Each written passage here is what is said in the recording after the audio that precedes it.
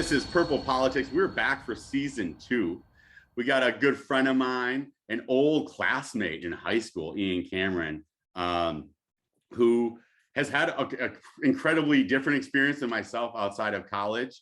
I always remember you to be like one of the really, really smart kids, but willing to have some fun, willing to let loose on a dance floor. I think that's where we always connected. That's right. And so I'm just really happy to have you here. Yeah, no, super excited, LJ. And yeah, it's been a minute since we had a chance to talk, so looking forward to doing it. I know that you've had an article recently that has absolutely kind of gone viral in a sense. You ended up in the Washington Post. Was that something that you wrote yourself as like an editorial to our small paper that then slowly grew up? How did that even happen? No, so it hasn't. I only published that in the Post, and what it started was really just my reflections on my personal experience in Afghanistan. And so it turned into something a little more relevant to current events with kind of what happened recently. But that wasn't like when I started writing it, it wasn't even necessarily meant for publication. It was just for me to kind of just process what that deployment was. That deployment was very different than the deployment that I had been training for in my own head anyways, that I had kind of been preparing for since I was 18 years old. Yeah. And then kind of what I ended up doing and the nature of the kind of war that we were fighting at that time was very different. So kind of what I'd prepared for and what I experienced were two very different things.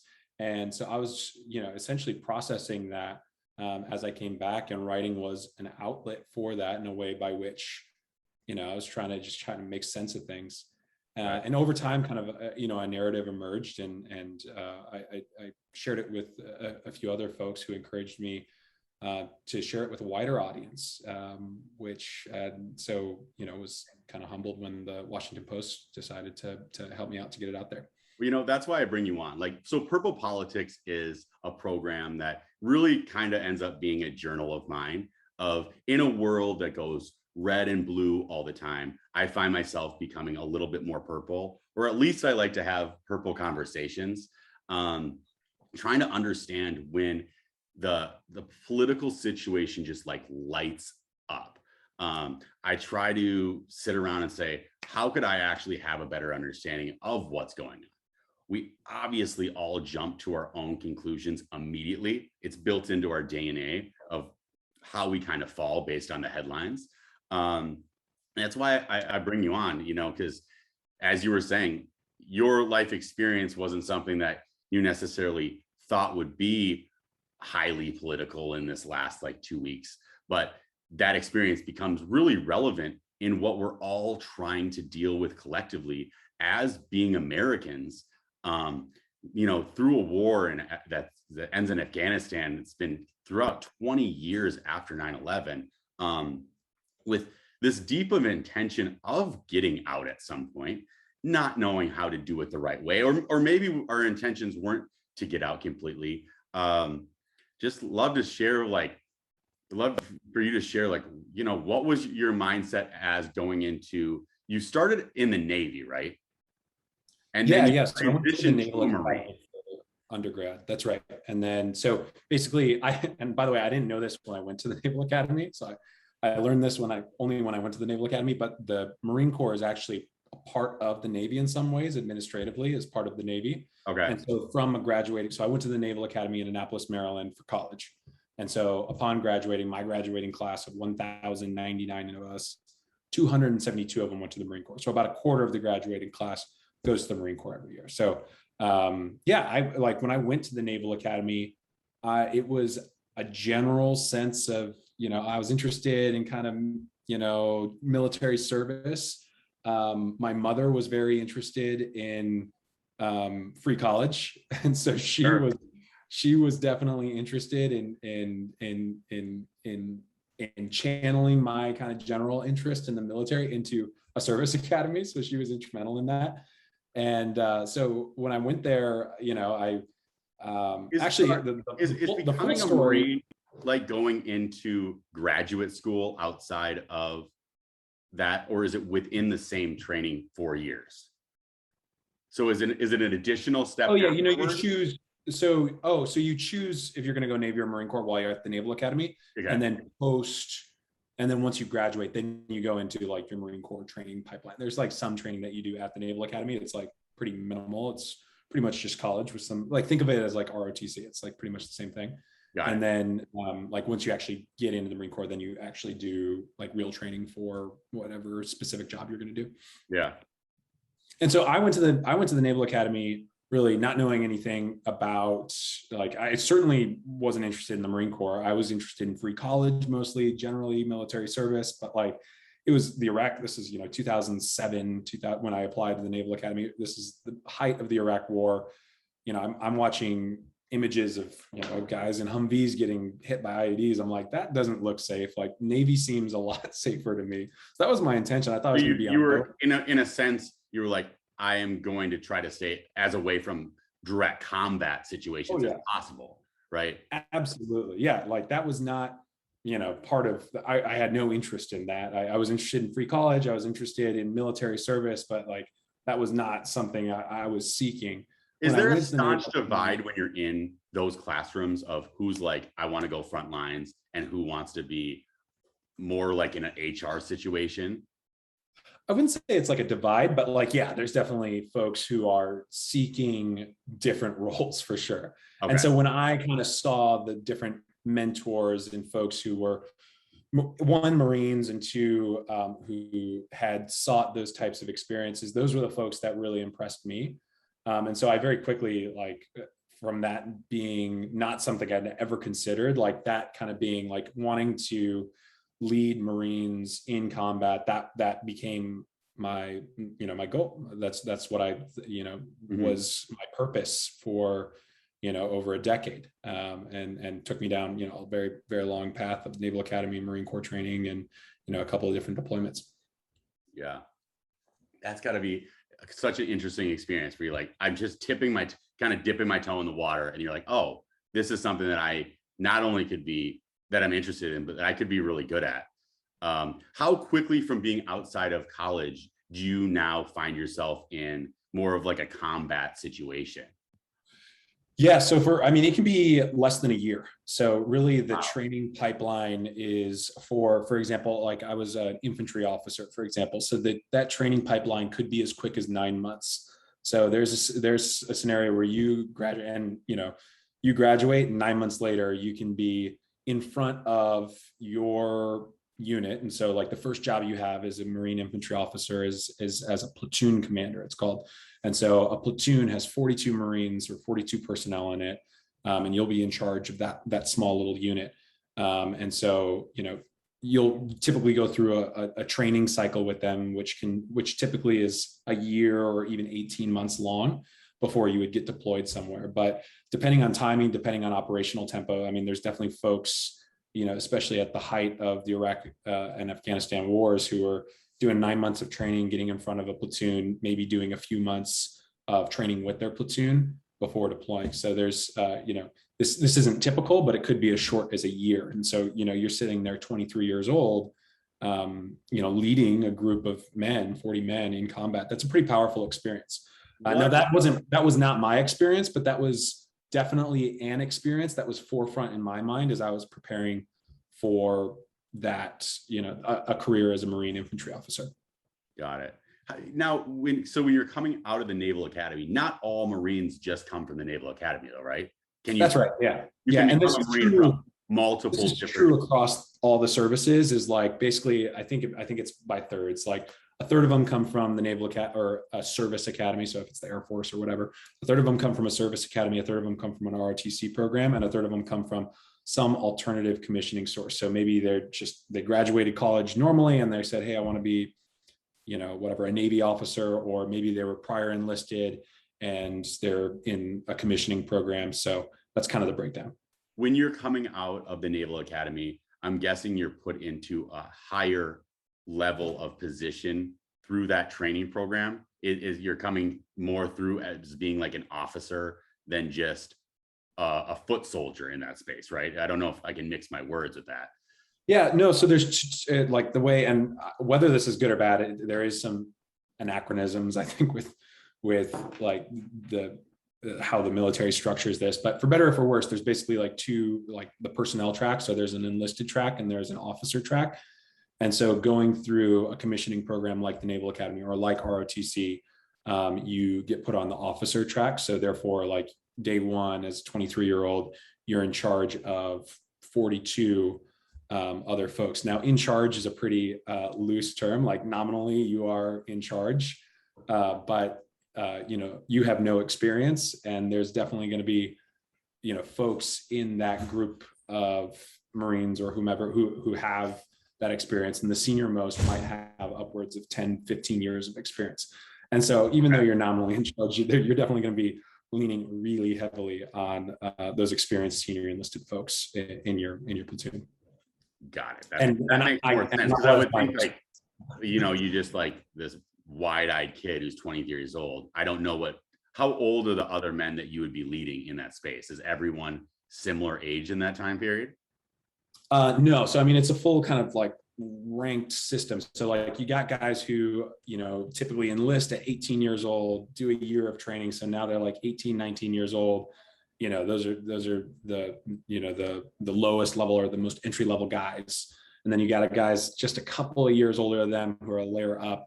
And then probably your senior most advisor probably has somewhere between 10 and 12, upwards of 15 years of experience. And that's really the guy that you're going to be leaning on as a 23-year-old lieutenant.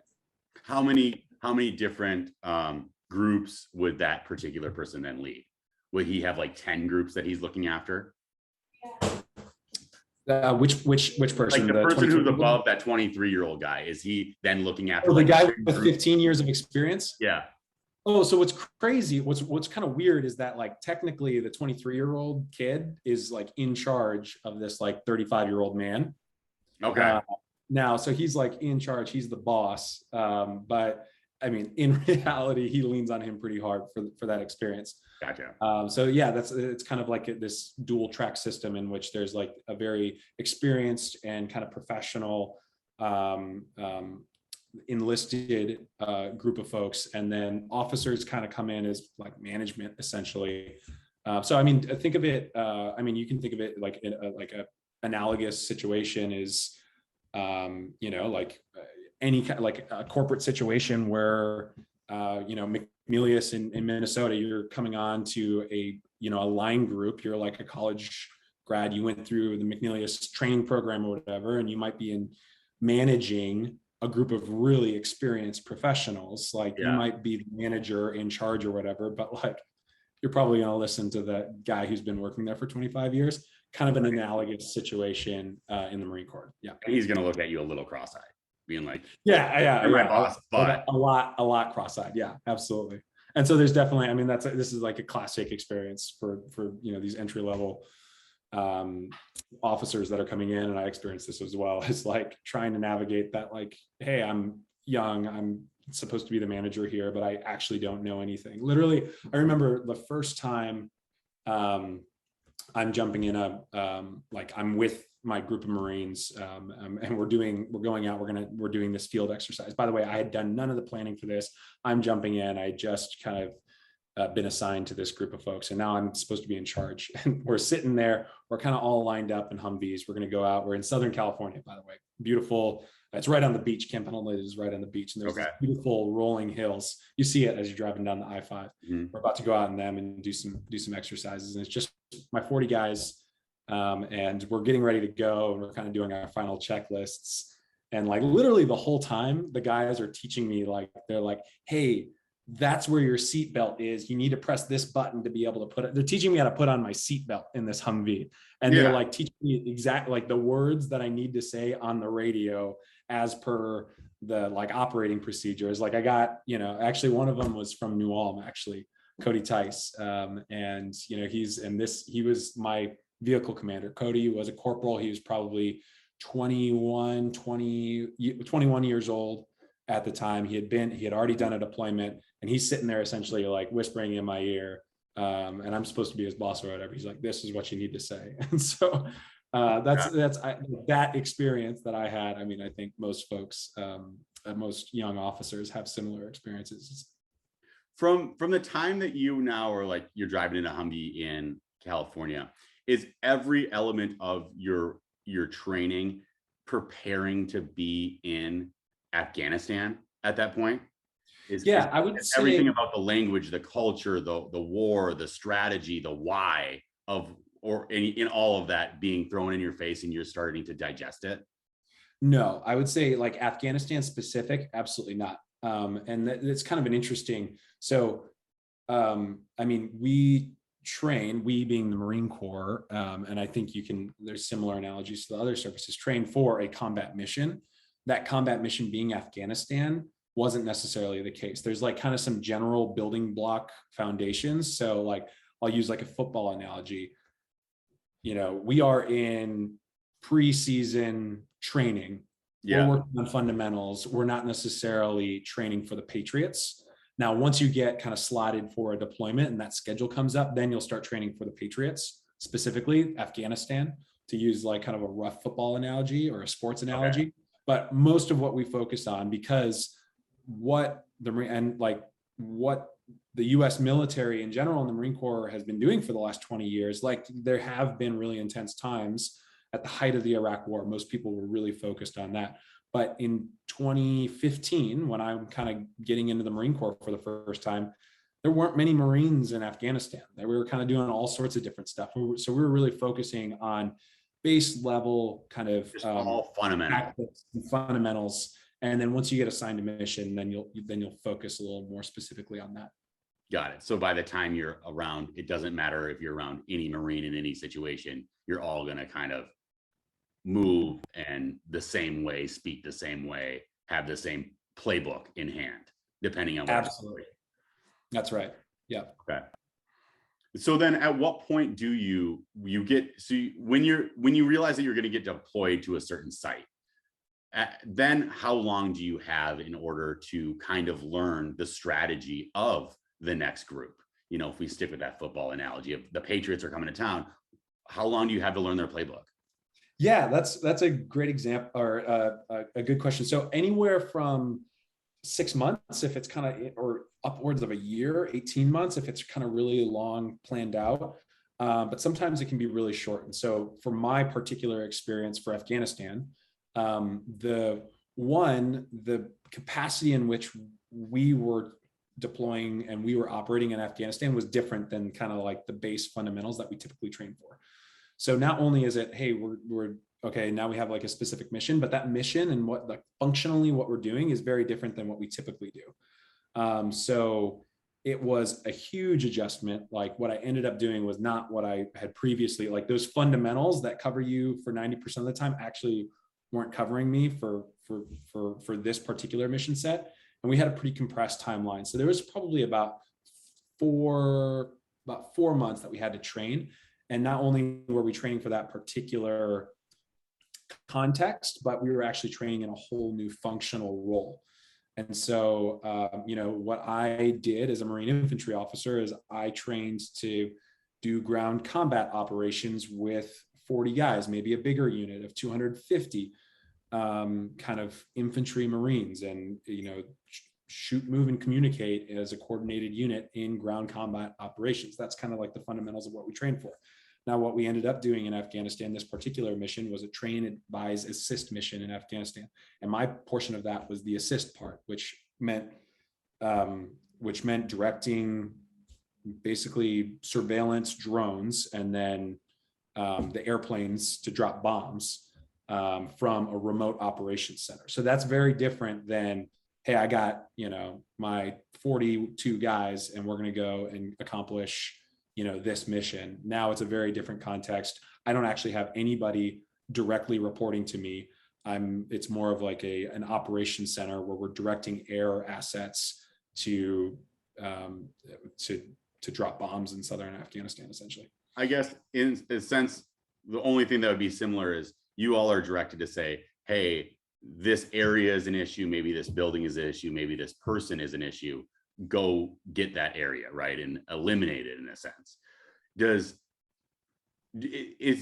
in your capacity, do you have any understanding of like the why in those moments? Or is it like, this is the problem and go and help us eliminate it? How does that all play out?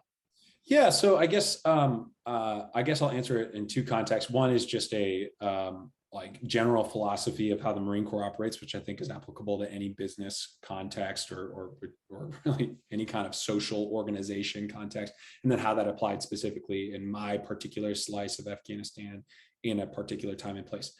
And so in the Marine Corps, it's called mission type tactics is the technical term for it, but it's a task and purpose. And so we do spend a ton of time and energy in formulating, and we have kind of pretty formulaic way in which we articulate the purpose of the mission. And why do we do that? Because you give a task, the task is never going to go, or the plan is never going to unfold in the way it's imagined. And so having the purpose behind that allows, the folks in which you have tasked to then, take that and take ownership of that and accomplish the purpose of what they've been set out to do. And so, articulating the purpose behind that is absolutely important. Now, what that meant for us in Southern Afghanistan in 2018, 2019 was task and purpose is really, hey, they support the 215th Corps of the Afghan National Army and the corresponding elements, the police, and they have a few different forces, but altogether, the Afghan National Defense Forces, ANSAF is the ugly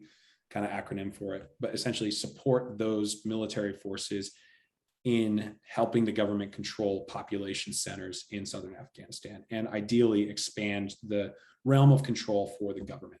And so, and specifically what that meant for me was we were an operations center coordinating between US forces and Afghan forces in the region, and also directing the air assets. They didn't have necessarily a super functional air force or air assets of their own. So we were essentially providing that to them. And so the purpose was to support them and to support the government in controlling, a set piece of territory. Okay. So are you in a sense droning areas that they would then be like walking into, or they're trying to control, or places that were kind of already under siege that have been like lost some control? Is that essentially what was going on? Yeah. So like, all of we the need to go there, make sure that we have a clear path. That's exactly. So all of the above is what you just like described. Yes, all of those things. So, hey, they're going to go seize this particular town and try to take control of this hamlet. Okay, great. We're going to train and advise them on how to conduct that operation. And then we're going to assist them with air and intelligence assets to help them do that, is what that would look like. Or maybe it's more static operations and they're not necessarily taking any terrain. Really, they're just hunkering down and holding defensive positions. Okay, how can we help them hold on to those defensive positions? Okay, great. Well, we're going to go disrupt the Taliban network that's operating in the areas that the Taliban controls. So everything that you kind of hinted at, like at any time, that might be the flavor of the day in which we're trying to support them. So in those moments where, let's say you're sitting, are you like I'm guessing you're around a table and they're like, hey, we need to drone this gated space, like this entry point that has a certain level of control that we want to eliminate. Do you already know the why in that situation, or is it when you're a Marine, are you not able to really ask that, where it's like, wait, what? Because I'm guessing there's, just like being in a football game, you're winning and losing, you have to throw audibles at some point. Or does it feel like audibles don't come into play, like everything's so by script? It doesn't feel like that, where you're like, from the time I got out of school, it doesn't feel like that there's been that many audibles. This decision point seems so understood by me that I'm comfortable with it. Or is there ever moments where you're like, what are we doing right now? Yeah, so at the micro level, I think we had a really good team. And to continue with the football analogy, like we had a really good team. And so like anytime that, we had a 2-star general in charge of our group, and he would make a certain decision, like, you might agree or disagree with that particular decision, but like there's just enough, kind of common understanding that we've been working together so long that like everybody understands like what's at stake and what's going on and why he's making that decision. You might disagree with that particular decision, but like everybody kind of understands what's going on. Now at the macro level, in terms of, like, what are we doing in Afghanistan right now, writ large, that wasn't necessarily clear to me, but that wasn't necessarily like a Marine thing. I think that was more of like me as a US citizen. And so like very macro, I think. And I think that question is now like, when we see like kind of these really dramatic events happening in Afghanistan right now, I think we collectively as a nation are asking ourselves that question. Why haven't we really been asking that question for the last 20 years? We only sporadically have, maybe Obama in 2011 decides to recommit to a counterinsurgency strategy. Okay, we'll talk about it for a few weeks. But in general, the war in Afghanistan was, forgotten about for 20 years. And so folks like, who or service members who were deploying to Afghanistan had to confront that question, because they were going to be spending the next 6, 9, 12 months of their life there. So they had to kind of ask themselves that question, just because it was just a little bit more a part of their daily life. But I think that same question is equally applicable to every American. Well, that's one of the things I completely agree with, where I think we're all collectively at fault for where we are in Afghanistan, because it comes through conversations, it comes through voting processes, it comes through this collective agreement that we've all said we've been there too long, right? Like, we got to get out, we got to get out, we got to get out. Then after you see someone fall from a plane, a US plane, an Army plane, like you're like, wait, like, do we need to leave like today kind of things? And is this the way that it should actually happen? And is there still something to fight for in those spaces? It gets really confusing really quickly, where I was for the last at least like 5 to 7 years a person that says we should leave, like we should be out of here. But now today I'm caught in a confusing space where I'm like, well, maybe the US does stand for something that could be of value in these spaces, to be able to fight for some like human right things that are maybe not going to be observed anymore. So we get back to this like confusion of, now we had 3,000 troops in, we probably have 5,000 troops there today. We're probably starting like a new war when we thought we were actually ending one. It's a difficult process to try to take in. Yep. When you were so you're in these spaces, I guess where's your head at in the matter of where we are today? Do you feel like your mission was complete in the space when you were able to leave it, or was that not the expectation of that? Or how does our current situation impact the way that you feel about your deployment, I guess, would be the better question. Yeah, absolutely. So I, when I was there, and by the way, my experience was very different, I think, than folks who served at different points. Like, for example, in 2000, maybe in 2001, 2002, 2003, there was a very different mission, or in 2011, even when we recommitted to a counterinsurgency mission, there was a mission there. When I was there in 2018, 2019, it was a different mission. And really, I mean, it was kind of almost a status quo in which we were maintaining at the time. Like, in my little slice of Afghanistan, there was the Taliban controlled one section, the government controlled another section, and we were essentially maintaining a status quo, trying to get the government to control more, our chosen allies to control more space. But there was almost a status quo that was happening that late in the war. This is the 18th year of the war, right? And so when I look at it now, like, am I angry? Am I upset? Am I disappointed? I think the answer is yes to all those questions. I think that's also true of most Americans, and certainly true of most folks who spent some time there, or dedicated portions of their life to that mission. So like, yes, absolutely. I think, I think it's probably not, I process it with less emotion than some folks who, I invested nine months of my life in Afghanistan. There's some folks who, left a lot more than just 9 months in Afghanistan. So I think how they process it emotionally is probably very different than I do. So I think, I definitely look at what I did there, and wonder like, what were we doing there in 2018 and 2019, given what's happened today. I'm certainly asking that question right now. But I think that is thankfully a little less emotionally poignant for me than for some other service members who left a lot more than I did in Afghanistan. Sure.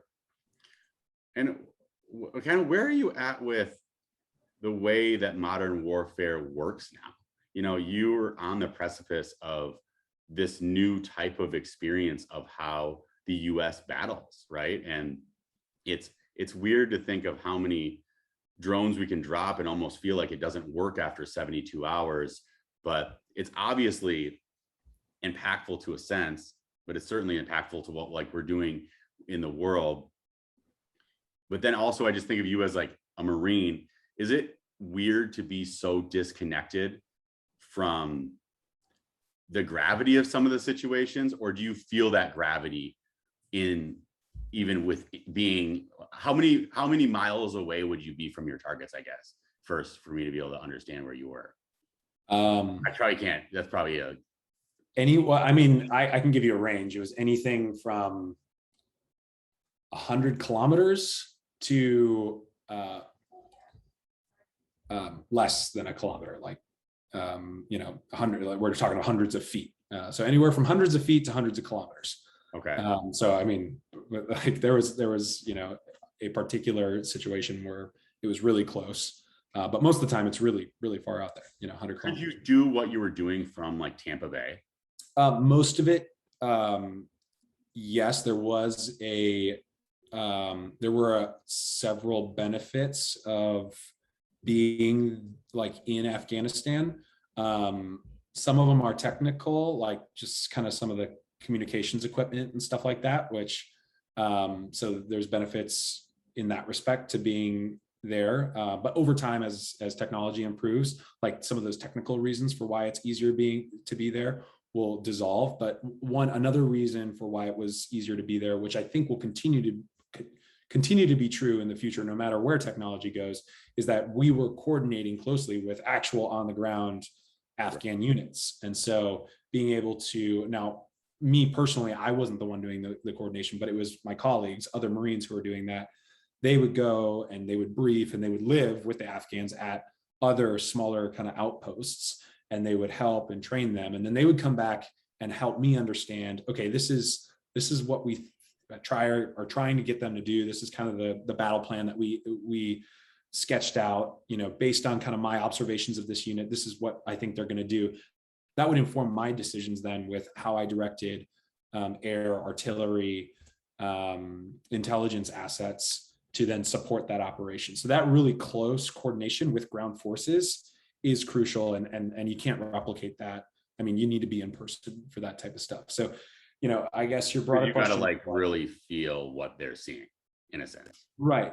And now that wasn't me personally, but I was doing that through a Marine who I trusted and understood, and we spoke the same language, and I don't just mean English, who's then is going and working every single day with the same, counterpart who's commanding a portion of the Afghan army.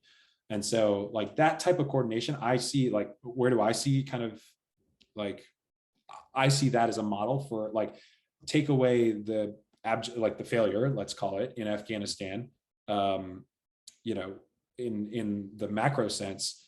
On a micro level, I think like that type of tactics, I think there's a lot of power in that. And I think you'll continue to see the United States follow that type of model moving forward, in which there are ground forces that we're coordinating with that aren't necessarily US Marines, that they're going to be local, militaries that we're really working with, and we're supporting and enabling them with things that we do best, to include intelligence, air support. And so like that, what we were doing on a very micro level, I think you'll continue to see that trend. I think that, anyways, I think that's not new, by the way. We've been doing this. I mean, yeah, because it really ends up slowly, as you disconnect more and more, it becomes like this kind of proxy war in a sense, because we don't always know who the Taliban's completely fighting for all the time. And then we're sitting back as Americans servicing the ground troops that we're supporting, and we're like, do you even know who you're fighting against some days? Well, I think, so while I described like that style of warfare as one having a lot of, there's a lot of power to that, and there's a lot of, there are a lot of benefits to fighting that way. The glaring downside of that is, was manifest in Afghanistan, and by the way, not just Afghanistan, but all the other conflicts that are still ongoing right now that the United States is a part of, but we don't really think about, is because there aren't, the number of, folks like me. I was never in real physical danger. I wasn't coming back in a body bag.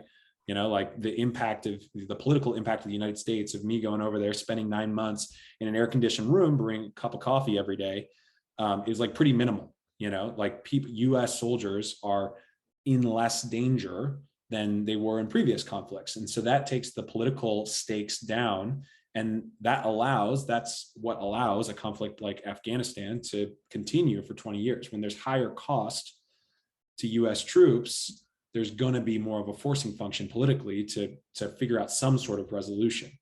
And so while, I kind of describe it from a military sense as there being a lot of power in that model, from a political perspective, I don't think we've really caught up to that. And I think we've been able to ignore, because of that, we've been able to ignore a lot of the really thorny questions out there, until it really kind of comes to a culmination, like what we've seen in the last week or so. Yeah.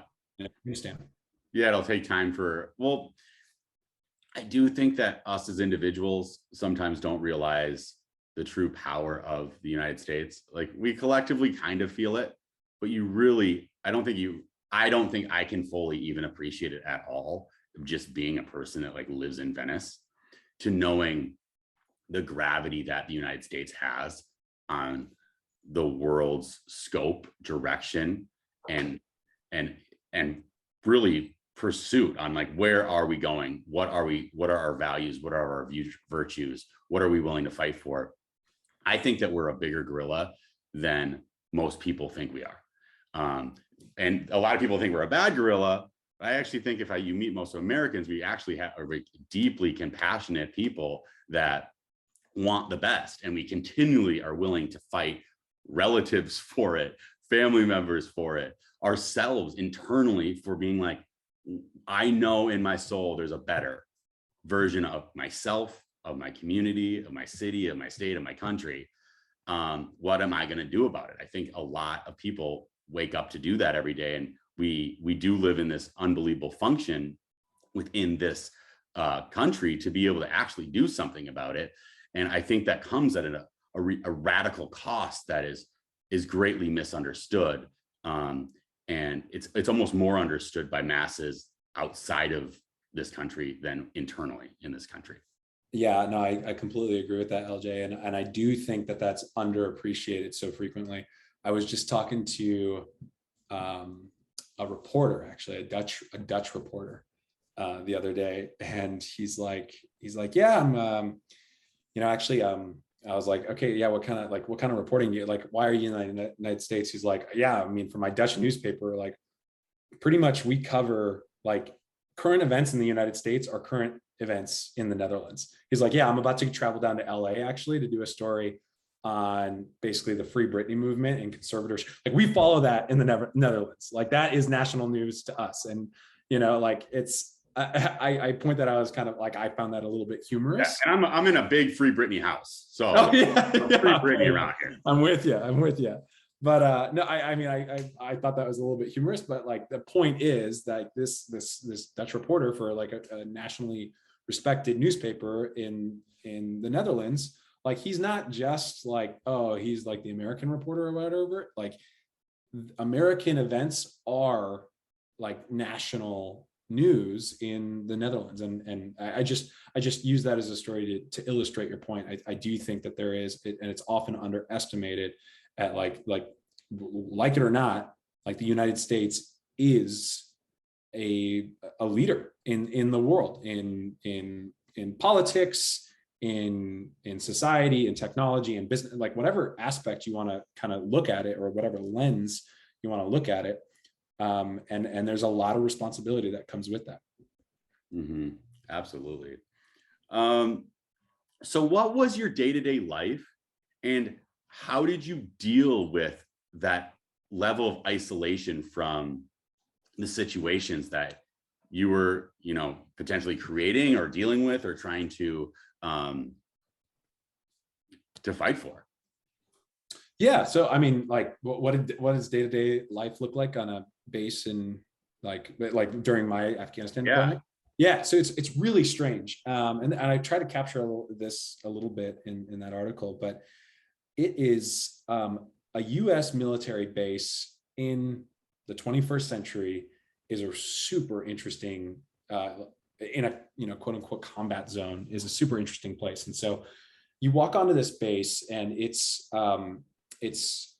so the thing that strikes me is like, okay, so there's, a contingent of Marines here, but really most people there are not US military.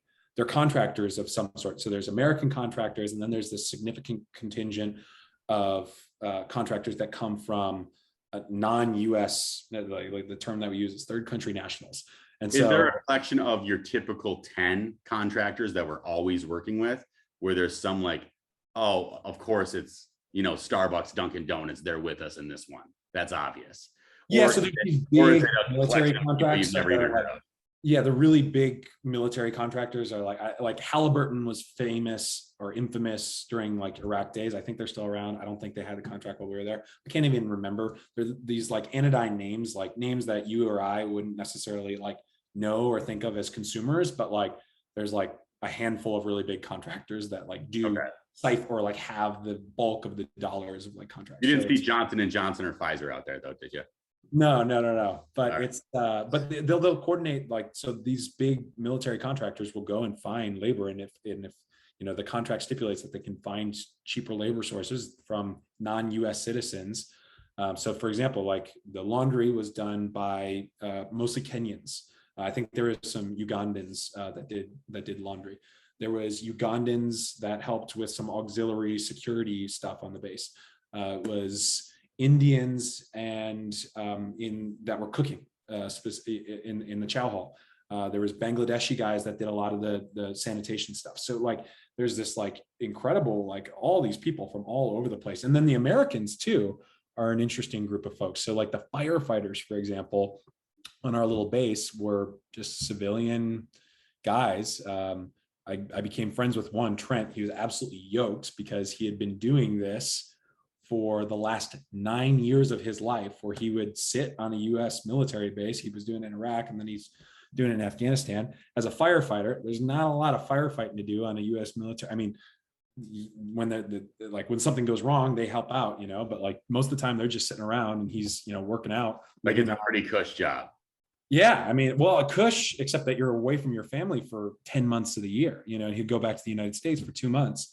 Yeah. But like the reason why they're doing it, I mean, the pay is really high. And so, a lot of folks actually who get out of the military, so like an infantry Marine, often like what, civilian job are you going to get after being an infantry Marine? Like the company that I work at like a real estate tech company in San Francisco. Turns out they didn't need a Marine, like they needed a marketer. They needed like salespeople. They don't need Marines. And so, I was able to translate some of my general management skills into that, but especially some of the younger guys as they're getting out, like, what do you do? And so a lot of them go back to contracting on these bases. So like you'll do a deployment as a Marine, you'll return. Actually, can tell you a story exactly. A guy that I worked with at my last unit, I showed up and I hadn't seen him in a while. I show up in Afghanistan. There's this guy grinning at me. He's got this beard and he's sitting. He's literally got an Xbox controller in his hands, flying one of the drones. He's grinning at me, and I didn't recognize him. And he's like grinning at me, and we get done with what we're doing. He comes over, he shakes my hand, and I'm like, he's like, "Hey, how you doing?" I'm like, "Holy smokes." He's like, "Oh yeah, I'm here as a contractor now. I got out, like when you saw me 6 months ago, I was still a Marine. And in that last 6 months, I basically got out, became a contractor, and came here." Whoa. So it's kind of this strange world of like a lot of these folks are ex-military because they're kind of used to this deployment cycle thing. And there's this component of they don't necessarily, a lot of times, especially young infantry Marines, don't necessarily have like directly translatable skills that they can take to the civilian world. So, hey, like a military contract doing like maybe some security work and stuff like that makes sense to them, but it's, you know, a pretty vicious cycle. Like it's a high paying job, but you're never able to establish a family or like a settled life in the United States. And so there's always this kind of tension between going to do these contracts to get the paycheck, but like, hey, I got to stop doing this and I got to get like a real job, quote unquote, like in the United States where I can like be home. I'm sure you leave something where it was so high stress, you get out of it, and you're like, I'm going to blow all the money. I want to see all the money that I just saw, that I made. Yeah, so then you get yourself caught and saying, shoot, I got to go again. It's probably like going to a casino. There's a particular guy I worked with. He was a Marine, and then now he's been doing this contract kind of cycle that I've been telling you about. Exactly what you just said is absolutely right. Like he had a set itinerary for what he did. Like he just go to Thailand, and like this is what he did day by day, and he could tell you hour by hour. Like he just had that planned out, you know. So yeah, you're right. And, yeah, so I that was like kind of an interesting tension or world that I had never been exposed to. But my daily basis, like I'd wake up, I'd go eat. Like I had my own little room. It was like this like bare but like comfortable bed and like small little can. It was literally like an aluminum can that I lived in. I'd take a hot shower. I'd shave. Again, like the shower facilities were in like, think of like trailers. I'd go to the cafeteria. I'd eat like a breakfast of eggs and bacon. I'd walk across the street to like this little operations center that we'd have. I'd brew a cup of coffee, or a pot of coffee for that matter. At 8 a.m., I'd take over my shift. I would do my shift from 8 to 4. It's the only regular shift or job I've ever had in my life. At 4 p.m., another Marine captain would come and take over the shift, and I'd kind of brief him on what had happened that day. Like we did this many strikes. This is where we did them. This is where we have the drones and the airplanes right now. They're watching these targets. This is what we know about the targets. If you get an opportunity to shoot, like this is the information that we have already. I'd basically turn that information over to him. I'd go work out. How many drones would you deploy a day? One thing that was eerie about your article to me was the level of description that you were able to offer from your, like, are the visuals that we would have from such an isolated space, where you were able to actually see like details on people. And it's bizarre to know that that's like where we are with technology, where you're like, okay, I could actually identify like a red scarf on this guy that a drone is now coming at. And knowing that like we're fighting a group of people that like perceivably doesn't have even close to that level of technology. It's literally like they're fighting aliens. Yeah, no, that was definitely like, there was definitely a technological overmatch is the term that we'd use, but yeah. It's wild. How do you think that with this like technological overmatch, how is it that we weren't able to create a situation that didn't have just a collapse within such a short period of time? Is it really become more diplomatic than actually just like pure force?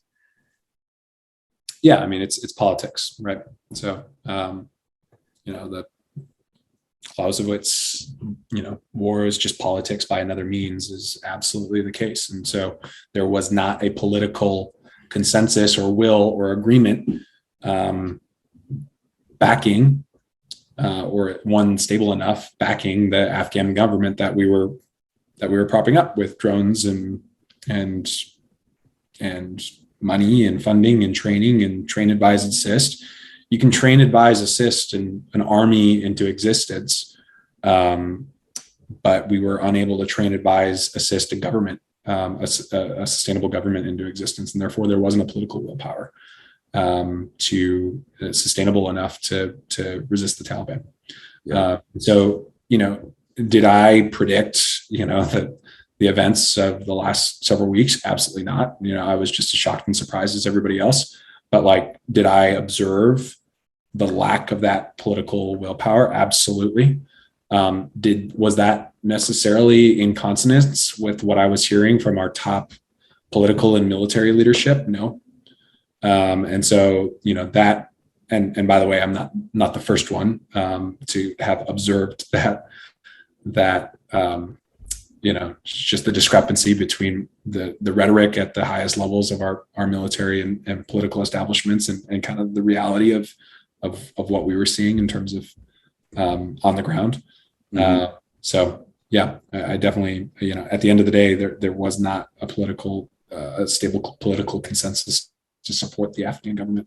Well, one way that I've been able to experience this in my life is, and it's nowhere near the extremeness of the difference of, being in Iraq or being in Afghanistan, but what we're doing in communities like Watts, yes, it's bizarre to see politicians and different nonprofit groups who say they're doing things and saying they're on the ground and who say they're building relationships, and being in kind of a cohort of, I would say, less than 10 people that are there daily. It's really 5 people that are in this one community center daily in one of the largest housing developments in the country. Is none of the money hits the ground. And so all of those 5 people, not everyone is even paid to be there. Our organization still doesn't have any funding. And it's bizarre to experience that, where there would be hundreds of thousands of people that would march on Hollywood Boulevard for what we all are hoping to, create better situations for Black and brown people in our country, but then also having a better conversation of what's happening in poverty-stricken areas and how are we able to allow people to kind of bridge that gap. And then also policing, right? And it's literally none of it. There's a building right next to us that has $35 million of funding. There's a LAPD that has millions and millions of dollars, tens of millions of dollars probably worth of funding, which is supposed to go to different levels of programming. And you will hear politicians and you will hear inside a meeting of 10 people saying we're doing this or we're projected to do this. And we constantly have to raise our hand going, this isn't freaking happening. And it has to be just so much more overwhelming in a space where people are dying at the magnitude that is happening in a war-torn area than what's happening in Watts. But it's still time. There's still people dying over it. And it's still at a level of magnitude that's inhumane. But it's weird that, to me, to realize that there's still levels to this shit of what is being spoken about and what we all as humans and as Americans, even more importantly, think is happening on behalf of us. And it's not even close. And we think that every space is covered with conversations actually happening and relationships are being built. And I can say, even in the middle of LA, it's freaking not happening. It's not even close. Not on a governmental level. That's the grossest part about it, is we think that we literally think when we're paying our taxes, it's a tithe towards empathy. Not happening. Yeah. And so, I mean, I definitely, I bless you for, being a person that was willing to step into that role and to serve our country. It's something that should always be extremely honored, because you're putting your life on the line and your future on the line to do that. So thank you for definitely doing that. But I love the point that you make, though, LJ. I think that there's the parallels between it's too easy, or too often we write off like, oh, Afghanistan, is like just this foreign place, like we'll never understand it. And, gosh, this like crazy war that happened. No, it's the same kind of problems that you encounter. I mean, you pointed to a couple of situations in LA, but I mean, when it comes to like development work or like, let's not even use that term, just like change, it's so much easier to build a school or to, in the Afghan context, like provide Apache helicopters to the Afghan military, or to pave roads. Like the United States is like that, like those are dollars and you can spend dollars and like you can do that. But like none of that mattered in the end. At the end, the fact that the provincial governor has a deal cut with his cousin, who's the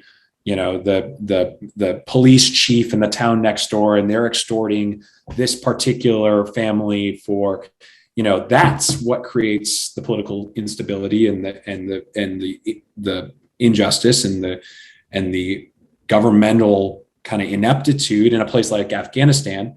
And that that applies to any community. At the end of the day, it comes down to politics, and politics is like a big word. Politics also means like, is just the way in which people interact with each other and the rules and the buy-in that happens within a community. Politics is what happens around your Thanksgiving table. Politics is what happens at a community meetup. Politics is also what happens in grand scale foreign policy and national elections and stuff like that. But at the end of the day, that's what's driving change. And throwing dollars at it, which we did in Afghanistan for 20 years, can help sometimes. It can definitely grease the wheels, but at the end of the day, you have to change the politics. Mm-hmm. Well, it's harder, and you just need just need more like good people to actually step into those roles. And it really comes down to, I think, the ability and the freedom, if you want, to actually step in that role outside of actually having to work with the government all the time. Where if it's like, if you care about human rights so much in Afghanistan, create an organization and go over there and work with kids and women and even with the Taliban. Because even the Taliban's interesting now, because the media is trying to just talk about it as just a political party more than an organization that has really allowed and harbored a lot of terrorism around the entire world. But then at the end of the day, I've worked with individuals within gangs that people would have this idea of on the surface of like, well, you're out to get someone, kill someone. That happens in different times, in different spaces. But most of the time, it's like this collection of people that are just trying to like protect their own livelihood. That's usually kind of led by a few goofballs that end up kind of falling into some super evil roles. So it's so tough to like look at all of these different things and say, like, just blindly cloak the Taliban as like just totally a diplomatic party that's now just governing a country or creating a new country potentially, or just completely this evil terrorist organization that only harbors terror and only wants death upon all. And it's a tough call from this far away. Is your mindset changed on like what the Taliban is when you were walking into war, when you fought it, and then now where you are on the other side of it?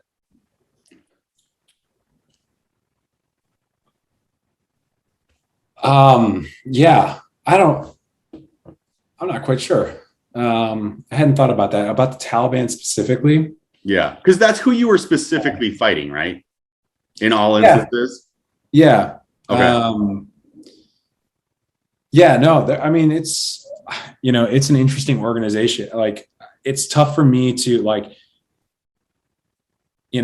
I know that the Taliban was created by and continues to be primarily supported by foreign actors, and specifically Pakistan's ISI. That's like their equivalent of, whatever, the CIA or something like that. like that's a fact, like absolutely 100% true. Like are there like these like absolutely nefarious like external actors that support and fund and enable the Taliban? Absolutely, yes, that's a fact. Mm-hmm. Are there also like a lot of like just young people who for a variety of reasons, you know, join the Taliban? Maybe there's a calling, maybe there's like a religious or like mission oriented aspect, I guess you could call it, associated with it. Maybe it's an opportunity to make money. Maybe it's a, you know, like, hey, this other organization killed my loved one, therefore I need to join this one. Yes, I think all of those. So, I mean, yeah, I thought like when you brought up like the,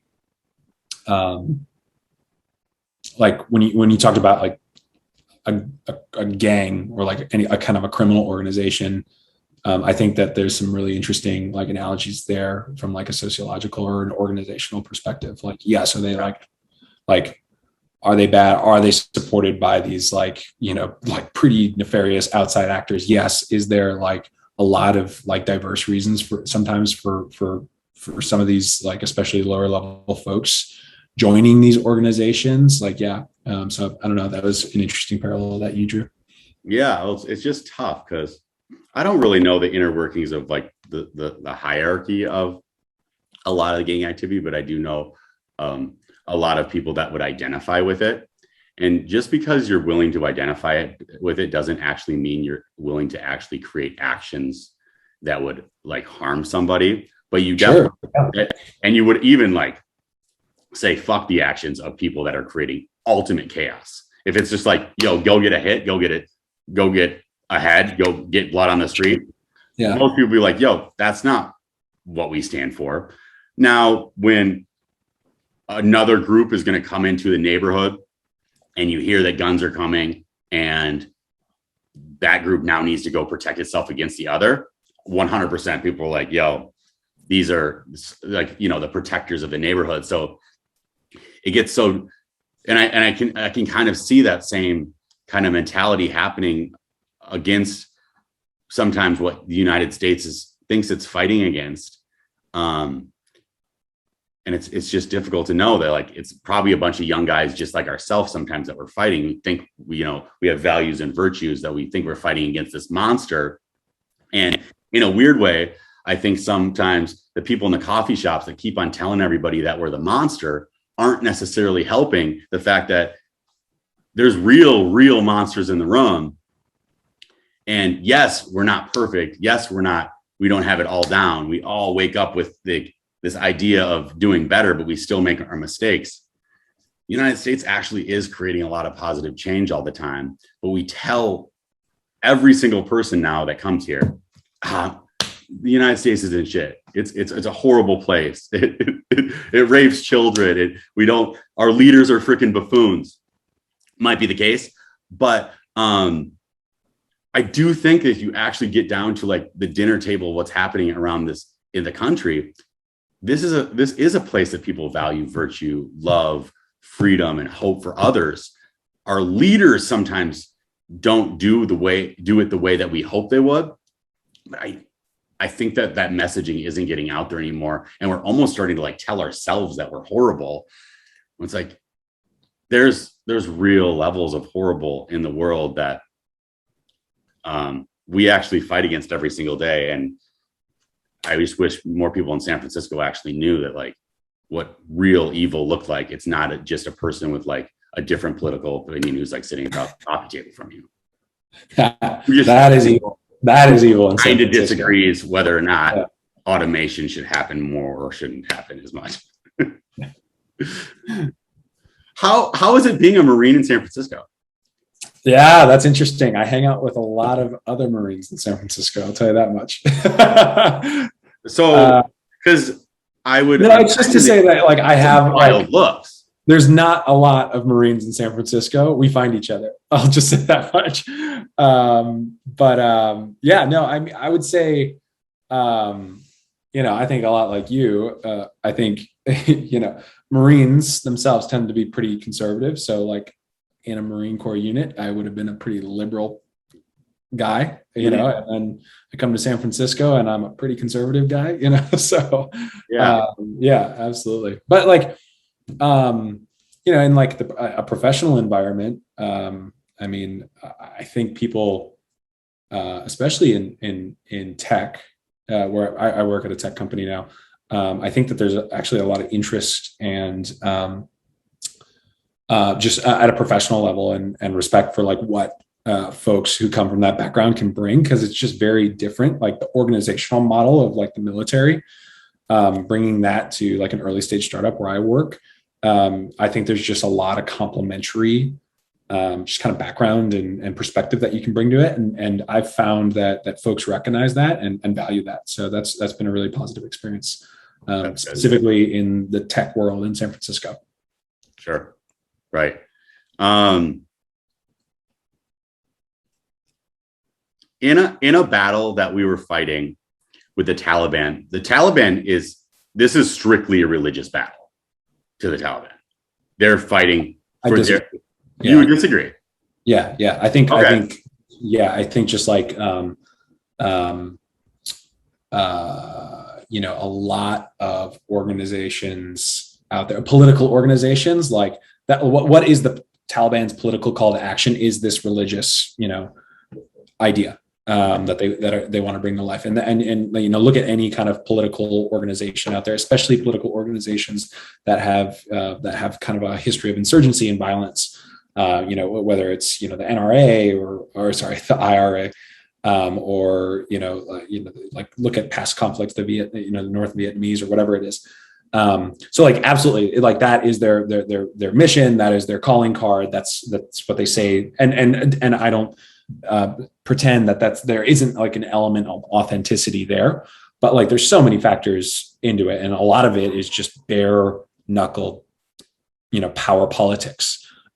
Money, ethnic tensions. So there's elements of ethnicities, there's elements of criminality, there's elements of controlling the drug trade, there's elements of just political wrangling, there's just old feuds that are being settled, and feuds are often associated with like, oh, these backwards countries. By the way, we have feuds, political feuds in the United States as well.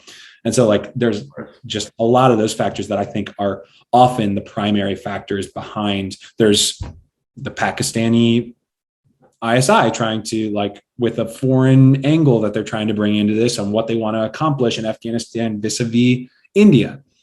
And so I think that there's a lot of different factors in it. I think that the religious aspect of that is really important. It's a really important, that is at the end of the day, they're like calling card. They're like what they're trying to accomplish or what they purport to accomplish. But like the actual, like what motivates an individual, like member of the Taliban on any daily basis, are a lot of these like baser level motivations that aren't necessarily the political calling.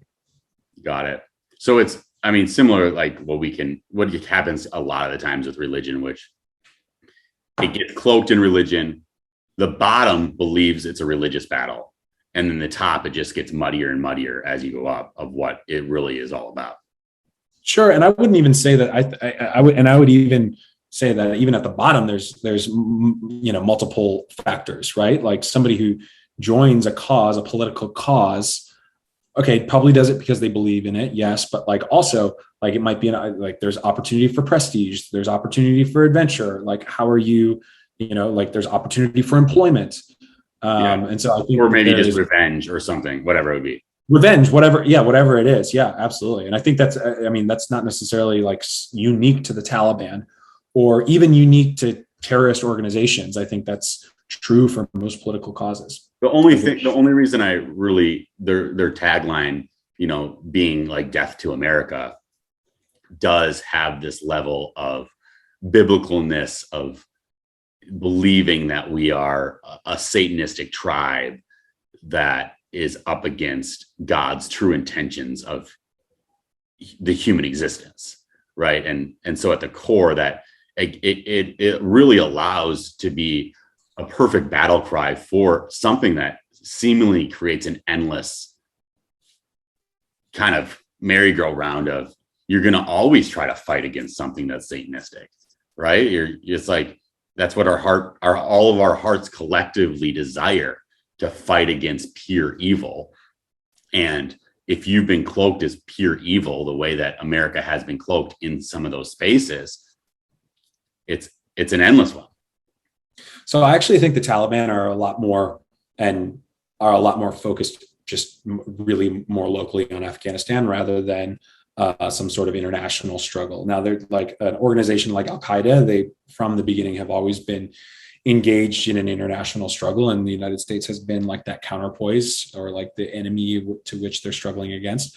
I think the Taliban specifically are pretty focused on Afghanistan. So they like outside of those borders, they're uninterested. Not to say that they like love America, or like would like to see, but I think that they're primarily care about like what's happening in Afghanistan. And like that speaks to the like Afghanistan is this, pretty poorly educated place. Like they're and they're not necessarily super connected to the rest of the world. That's a broad generalization, but I mean, at the end of the day, what's motivating, the Taliban is control over, Afghanistan. Like that's what they want, is control over Afghanistan. Now, is that a threat to the United States? Like obviously it was in September 2001. Like, is it today? I guess we're saying it's not. I don't know if I agree with that, but I would draw the distinction that in general, I think the Taliban are pretty internally focused. Now, is there a lot of bad things? Is the Taliban bad? Yeah, I think they're really bad. Is the Taliban bad for America? Yeah, I think they're probably like, it's not good that the Taliban are in control of Afghanistan. Is it, worth perpetuating a forever war in order to prevent that? I don't have the answer to that. For sure. Yeah. Does going and fighting for the US, like, do you think it makes you more conservative, more liberal, more purple? Like, where do you think, or is it just, what happens to your mind and your heart when you're in those spaces of thinking about like, who is the United States? What does it represent? And are we all fighting for the right thing? And is there, I mean, you know what I mean? Like, is there a political party, or is it just all become more muddy? I guess, I don't know if this is the question you're asking, but what I do want to comment on, just in terms of what I think is really important about United States military, and especially in the context of, like diversity is a really important topic of conversation in the United States, in corporations, I think it's top of mind for a lot of folks right now. I think the way in which we talk about diversity in places like San Francisco is pretty warped. And I think that the military is a really interesting counterpoint, and one that I would point to as a positive example of diversity. In the military, like I have never interacted with a more diverse group of people in my entire life than I have in the military. And now, like, yes, like it can be, there's elements of racial and ethnic diversity. Like I happen to be in a unit that was all male. So like, let's put that aside for the moment. But I think what's really important is just like folks are coming from all different walks of life, and not just working together, but living together in really, really close proximity. And the amount of stuff that comes out in the wash is pretty amazing. And it can be, I mean, and I don't mean to like, wear rose-tinted glasses. Like there are some really brutal kind of realities that people are working through when they're working together in this context. Now, the military has been dealing with this for its entire existence, and specifically, like it has played a key role in racial integration in the 50s and so forth. But so it's kind of come up with a playbook for how they do that, and like a lot of like what boot camp is and a lot of what the training is specifically engineered in order to break down some of those existing kind of social structures and to kind of reformulate. The reason why I point that out is because it's ironic to me I just started an MBA program at Berkeley. Oh, wow. Berkeley is really, really, really interested in, diversity, equity, and inclusion. That's awesome. And I congratulate them for that. But there's a lot of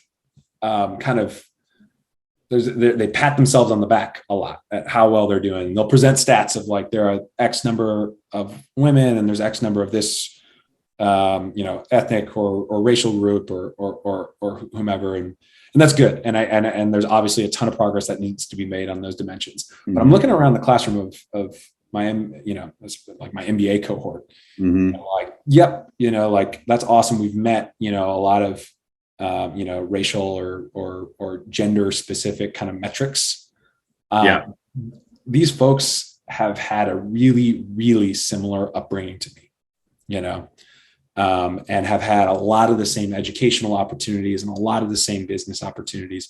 Where I found it really powerful was in a place like the military, where you had literally senators' sons working with folks who came from, very, very limited opportunities, whether and that's everybody's in a rural context, in an urban context, coming together. And I think that's a really interesting. And when we talk about the power of diversity, what diversity can really deliver, I think the military is a great example of that. And I think a not so great example of that are some places like, Berkeley, which are really focused on some of these surface metrics instead. Well, it is weird. Like I lived in San Francisco for, I think like 3 years, maybe 3.5 years. And it does pride itself on diversity, even though it lacks a significant level of diversity. It's hilarious that it thinks it's so diverse when it's not. Yeah. It believes that it's this isolated place and the pinnacle of civilization with this whole new idea and mindset on how people should live and work together that celebrates diversity of faces, but not of voices. It hates the diversity of thought. And honestly, like I could totally be a liberal in a lot of like my social views. Although the only reason I'm not liberal is the fact I don't think the government can fix it. That doesn't mean that I don't think that we have fixable issues that we need to conquer daily and fight for. But I also think that we're not accounting for the complexity of different opinions in that. And the fact that just because my opinion is different doesn't mean that it's not coming from a positive place or from a place with a good intention. And the left right now is really put its ducks in a row of like, this is kind of our 5 pillars of truth. And if you waver from those at all, you're not in. So it's not that I don't want to maybe be accepted into that group. I just know that I can't. It's not allowed. And that was my experience in San Francisco, where I'm like, I don't necessarily disagree with you. I'm smelling your bullshit. Yeah. So it's funny. Well, hey, I appreciate you so much for coming on. Thank you all for whoever listened to this. I do apologize for my naive questions. I am just a guy who's trying to figure it out to see where my opinion lies, and knowing that even anything that I said today is, I think we all need to stop always coming to ultimate conclusions and knowing that we're still working through a thought process. A lot of my thoughts are yet to like land on ultimate conclusion. Just like, this is where I'm currently at. And it's important to continue to seek knowledge. I try to always promote that. So I appreciate you for coming on.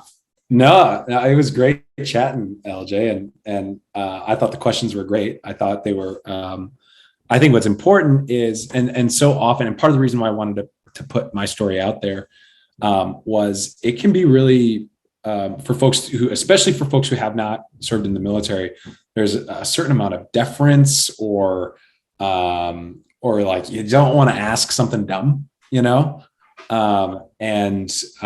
I totally get that. And I totally understand that. But I think it's so important to have those conversations. So I appreciate you just asking the questions, and part of the reason why I wanted to share my story was to kind of to just put out there, hey, this is what one guy experienced. And I've, spurred some great conversation, and I appreciate you reaching out. And, I hope next time I can ask you a few of the questions. 100%. Want to catch up on what you've been up to in LA and the work you're doing there. But I'm glad we got a chance to catch up a little bit now. And I think it's so important. The one thing that I think that I have a great blessing with in life is a lot of like beautiful friendships. And you're a good friend from high school. I've been able to kind of, follow your journey. We started as just buddies that loved dancing at these parties we were throwing and be able to grow from there. And I remember being at Quick Trip one day and you're like, yeah, I'm actually like starting to learn Arabic. Like I think you're pretty deep in it. I'm like, what's that all about? And you're like, yeah, I'm like in the Naval Academy and this is where I'm at. Like, I'm really taking the next step. And it's, so going in a conversation like this, it can be a bit nerve-wracking to say, hey, you're a person that I greatly appreciate in my life. This is an experience that you're having. This is where we're at in the world. I don't want to lose that friendship that we've been able to foster over the years. I actually want to create it and go to a deeper, a better space with it. But we've really gotten to a society that's very scared to ask questions. And me knowing, dude, I don't know half of what I should know about Afghanistan, just as a novice viewer of CNN, Fox, and all the other BS that's out there. So it is scary to ask questions to a person like you, because you're going to be able to realize how naive I really am with a lot of it. But at the end of the day, I think we all need to stop that. We all need to start, understanding that the people with experiences have something that they probably actually want to tell, and to provide those options, especially to like friends of, different viewers that are going through something today. Just reach out. And I guarantee your friend from the past is going to want to chat. They're going to be like, yeah, I do care about what I've been going through. Let's chat about it. I think, yeah, LJ, what you just said, something resonated with me was ignorance should never be a blocker to conversation. Mm-hmm. Right? Like, if we can recognize like, oh, I don't know very much about that, that's fine. But like, that shouldn't stop the conversation. And so often, I don't mean to sound like an old head to be like on social media, but on social media, like often the conversations are stopped. Somebody like the snarky comment and the takedown is like, well, you said this, that's slightly wrong. And therefore you don't know what you're talking about. And that's just misses the point, like that might be true. Like, I might be wrong. I might not know what's going on here. And it's so much harder to do that when you're having a real in-person conversation with somebody, mm-hmm. especially if you're coming at it, with from a point of view of humility, trying to learn, trying to be curious, understanding the other person's viewpoint, like the fact, like who's gonna, jump down your throat, like, oh, well, you don't know you don't know that drones can be unarmed, LJ, like shame on you, Yeah. Like that doesn't happen in a real person conversation, but it happens on Twitter all the time. Twitter all the darn time. And so, anyways, I think it's super important because, that like it just, it achieves what you're trying to achieve with this conversation here in this kind of podcast series that you got, LJ. And I think it's important. So thanks for doing what you're doing. I love it. Well, this was Purple Politics Daily. Thank you so much for coming on, and we will see you next time. God bless.